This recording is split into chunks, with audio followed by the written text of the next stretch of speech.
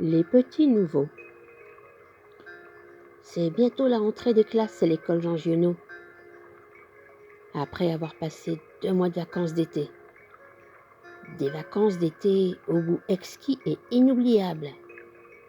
Inoubliable parce que nous avons la chance, mes frères et sœurs, d'être les petits-enfants de grands-parents qui possèdent, du côté de ma mère, une maison à la montagne et du côté de mon père, une maison à la mer. Mais attention, hein, pas n'importe où. Une vraie montagne, dans un coin perdu de Roumanie, en Transylvanie. Ouh. Et oui, vous avez compris, Dracula est un de nos ancêtres. Eh, bande de froussards. Pardon? Vous voulez savoir où se trouve la deuxième maison? Ben en Espagne, pardi. Mais attention, hein, pas n'importe où.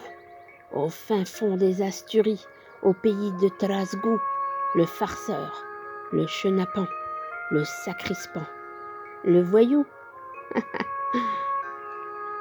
Ben non, je ne vous parlerai ni de Dracula, ni de Trasgou, pas pour le moment. Je vais plutôt vous présenter ma famille. Maman, c'est Rutabaga, parce qu'elle s'appelle Ruth, et que papa peut pas s'empêcher de l'appeler comme ça. Lui, papa, c'est Topinambour. Ben là, on n'a rien compris, parce que c'est maman qui l'appelle ainsi. Et quand on leur demande de nous expliquer, ils disent « plus tard, quand vous serez plus grand ». Ben on est grand là. Ils peuvent nous expliquer avec des mots d'enfant, des mots de vocabulaire qui nous correspondent et qui nous apprennent en même temps. C'est de la pédagogie.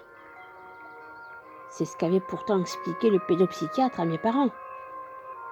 Bon, parfois on se demande qui sont les enfants. Les présentations continuent. Rutabaga, Topinambour, c'est fait. Mon grand frère, c'est haricocé. Je vous explique. Haricocé est un mot valise, ce qui veut dire que 2 mots ont fait connaissance. Haricot et écossais, le verbe. Ben oui, comme les haricots à écossais, quoi, les vrais, tout frais qu'on trouve sur les étals des marchés. Ils paraissent tout bizarres pour haricocés. Mais pas pour moi qui ai toujours Rutabaga et écossais les haricots. Ah oui, je vous dois des explications quand même. Mon frère s'appelle bien Harry et dès qu'il aperçoit les haricots dans le panier des courses, prétexte un mal de ventre, une gastro-entérite dont l'épidémie n'a pas été relayée par les journaux TV. Il est malin, il fait d'une pierre deux coups. Rutabaga lui dit alors « Surtout ne touche à rien et repose-toi mon chéri ». Mais moi je l'ai débusqué, ce haricocé, qui essaie toujours de tout retourner à son avantage. Vous savez quoi? La dernière fois, il a osé me dire qu'il était d'accord pour endosser son sobriquet parce qu'il était un grand guerrier écossais. Il ne connaît ni le mot tartan, ni William Wallace. Ce grand dadé, ce freluquet, ce gringalet. Mais je l'aime bien, c'est mon grand frère. Ma petite sœur, c'est Rainbow. Elle est moche. Parfois, je la regarde pendant 5 bonnes minutes et les seules choses que je trouve de jolies, ce sont ses barrettes dans les cheveux et ses élastiques de toutes les couleurs. On dirait un arc-en-ciel. Arc-en-ciel en anglais, c'est rainbow. Ah oui, elle aussi, elle a des barrettes dans la bouche de couleur acier. Haricocé, pour la taquiner, lui dit qu'elle pourrait facilement tourner dans un film d'horreur. Et il ajoute toujours à la fin qu'il la trouve très jolie parce qu'il redoute ses cris et ses pleurs.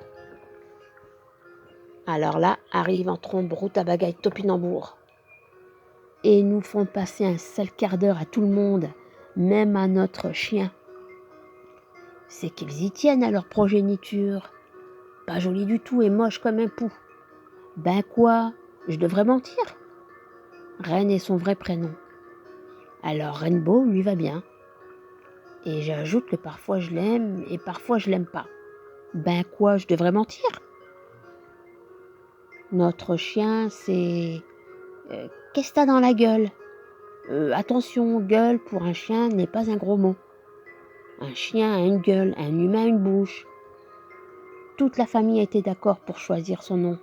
C'est même Topinambour, notre papa, qui l'a proposé. Si je me souviens bien, notre chien s'appelle comme ça depuis que Topinambour a essayé de lui retirer un truc dans sa gueule. On n'a jamais su ce que c'était. Il l'a retiré avant que Rutabaga n'arrive. Ça devait être un truc très important, parce que mon père était furax et très gêné. Il n'arrêtait pas de dire « Mais qu'est-ce que t'as dans la gueule ?» Et lorsqu'il a réussi à le retirer, il était comme soulagé.